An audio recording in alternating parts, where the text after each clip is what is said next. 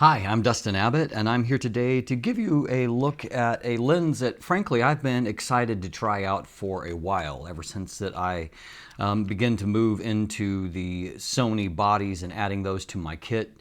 And this is the Voigtlander Macro APO or Apochromatic Lanthar 65mm f2 lens.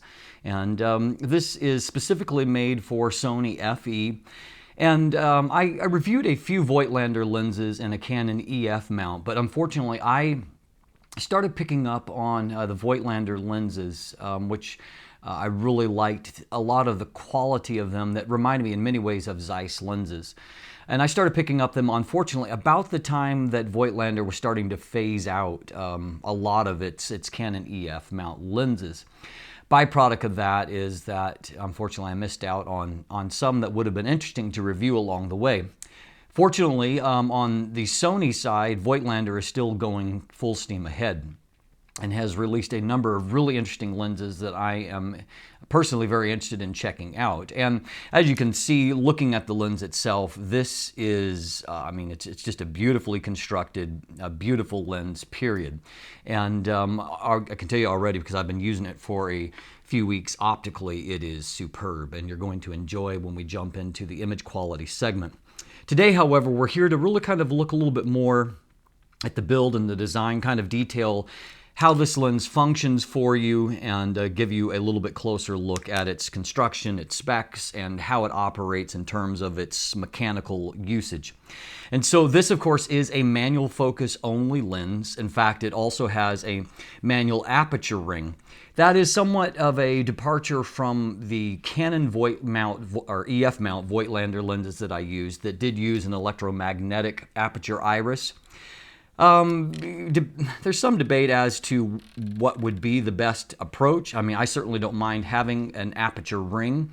I do kind of like the design, like with the Sony Zeiss planar 50mm f1.4, where you have kind of a dual option approach to where you can either go with the electromagnetic aperture iris, and so just control it from within the body, or you have the option of using the aperture ring itself. And so that certainly is, to me, a fantastic approach. The upside, of course, to any lens that has a fully manual aperture iris is that it does future-proof the lens a little bit more, because you might be able to utilize it in a fully manual, no electronics fashion in the future, as I use a lot of vintage glass. However, at the same time, this is not like a vintage lens in that it is fully modern. It's got electronic contacts. It will allow you to communicate all EXIF data, all of that as per usual.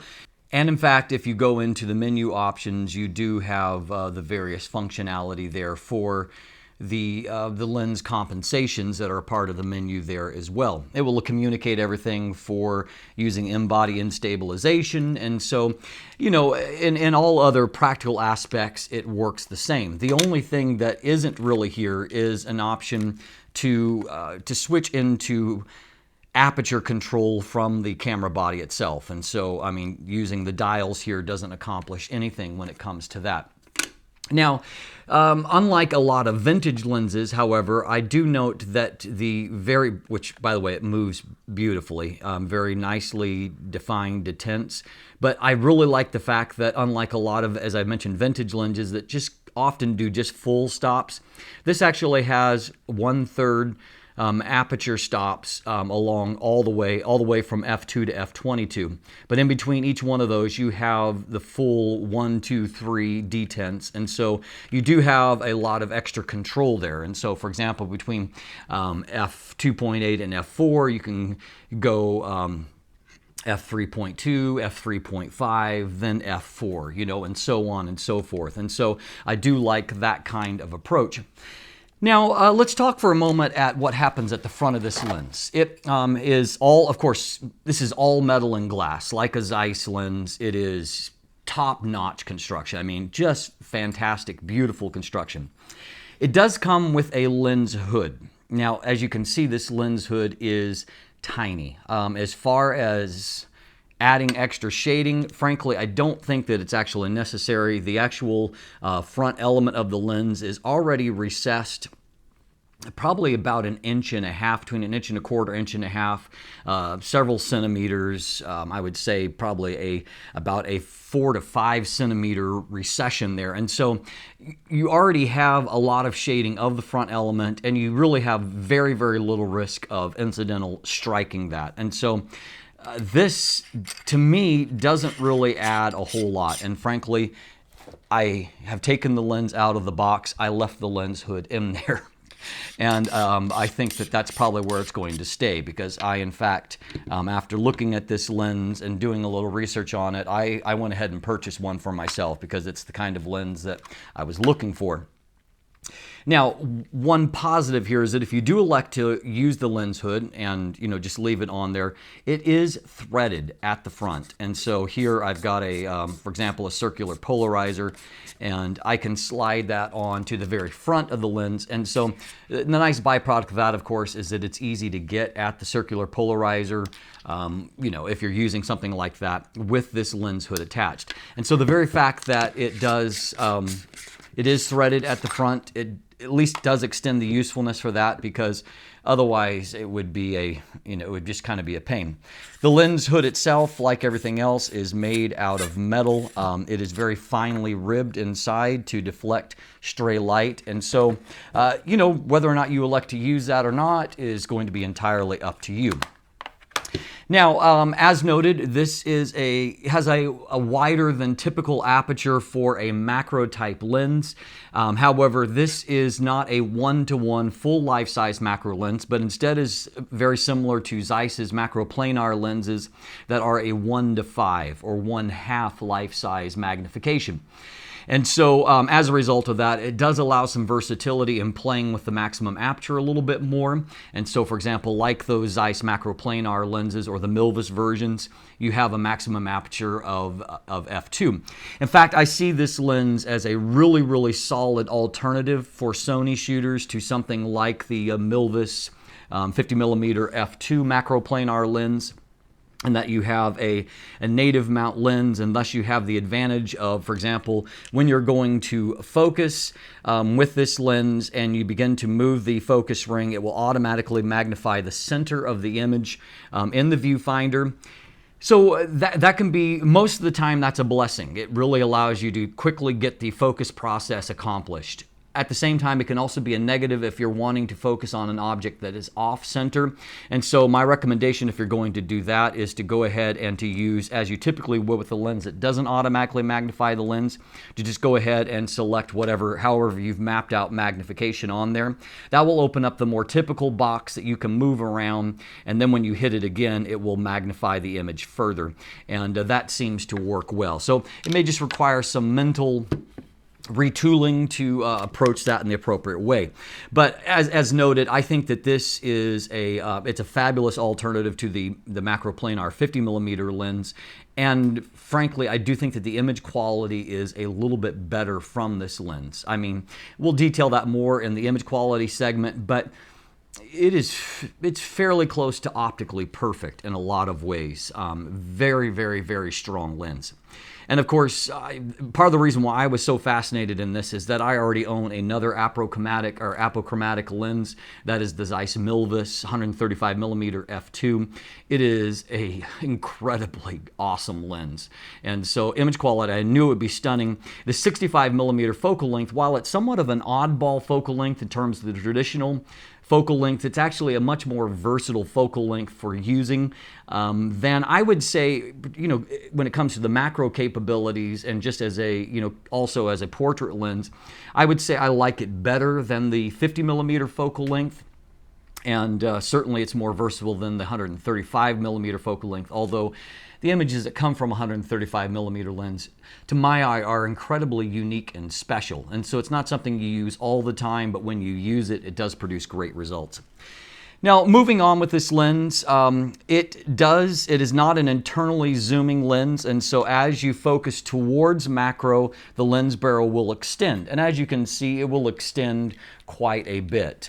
It will extend a good full fairly close to 3 inches, and so it's extends the barrel considerably. At the same time, when it's in the fully retracted position, this is not a particularly long lens, and so it's easy lens to bring along in terms of storage size because of that. And so in this case, I would prefer it to be compact and extend as it does than have to be longer and thus become more complicated for transport.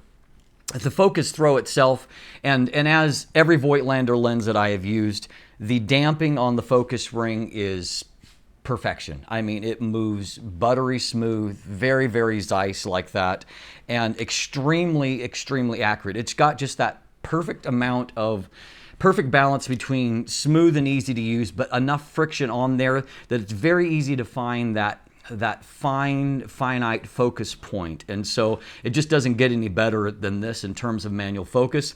Now, because it is a macro lens, it does have a very, very long focus throw, as you can see.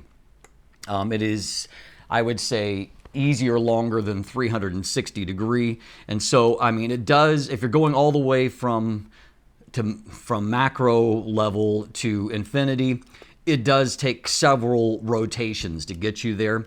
But the upside here is that even at infinity, you do have a fair bit of focus play to work with, unlike some lenses where all of that, I mean, of course, the majority of this is in the macro range. But even when you get out of the macro range, you still have enough room for nice precision. And so if you're using this, for example, at portrait length, it's not difficult to nail proper focus. And at that kind of range, you can focus quite quickly. I mean, your focus throw is more, like 180 degrees, and so it's great for that. Now, this does have hyperfocal markings at at f2, f8, f16, f22, and so that's nice. There is no kind of otherwise distance window on here. The markings are etched right on there on the lens itself. So in terms of, and the one thing I will point out that isn't great is the Voigtlander caps. They feel a little bit flimsy, and as you can see, they don't ever click in really tight enough, and so it's not difficult to dislodge them. You have to kind of work to get them at the place where they're going to stay attached in. And so as far as the actual capabilities of the lens, this lens will focus down to a minimum focus distance of 31 centimeters or right over 12 inches. And of course there, as I've already noted, you have a 0.5 times magnification or 1/2 life size. In terms of the optical design, it is 10 elements in 8 groups, and so not overly complex. And so those of you who believe that, less elements equals better micro contrast, that's probably a positive here, and this lens is abounding in micro contrast, and so no problem there. The aperture iris itself, I'm tossing things around. Aperture iris is a little bit unique 10-bladed aperture, and so while those aperture blades aren't as rounded as my absolute favorites, the sheer number of the blades means that you retain a fairly circular aperture, but it will have some sharp points on it, and so when you're stopping down. The lens itself dimensions, this is retracted. It is 3.07 inches around or 78 millimeters, and it is 3.59 inches or 91.3 millimeters in length. And it weighs in at 1.38 pounds or 625 grams. And so while it is only a moderately sized lens, of course the superior construction of this and the materials used means that it is a little bit heavier than what it would otherwise be.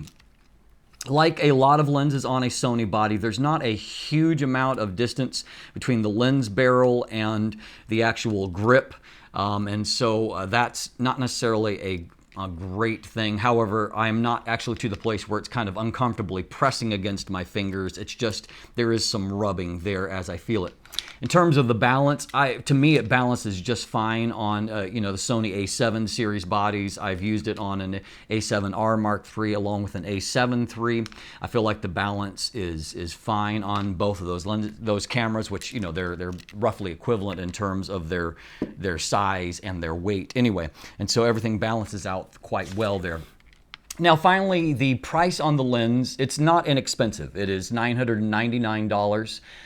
However, when you consider that other apochromatic lenses, say for example, the other one I own, the Zeiss Milvus 135 millimeter f2, it is a full $1,100-$1,200 more than twice as much. And so, while it's an expensive lens in an absolute sense, relative to other apochromatic lenses, this is a fairly low price of entry. And as you're going to see in our optical episode, it is bringing a huge amount of optical chops to the table. And then also, of course, that added versatility of having a macro capabilities. And for many people, and in most cases myself included, a 0.5 times or a 1 to 2 times magnification is pretty close to being enough for most of my actual needs. And so a byproduct of that is that I valued this lens for its versatility, and that is what it is delivering so far. If you want to take a look in the description down below, you will find I have an image gallery going, and I think that that's probably going to be the best selling point for this lens. It produces really, really stunning results. Fantastic color, contrast, resolution, all of that stuff. Even at f2, it's basically perfect. And so a really, really amazing lens optically. So take a look at the image gallery down below. Also, I'll put some buying links there if you'd like to purchase one for yourself. And as always, you can also find linkage there to become one of my patrons. And for my patrons, I'll throw up some raw images from this lens for you to play around with, just to see how good it is. Some from the, the Sony a7R III, and so you can play around with all that resolution, in a lens like this. And you can also sign up for my newsletter, and you can follow me on social media. And of course, if you haven't already, click the subscribe button right here on YouTube. Please do so. Thanks for watching. Have a great day.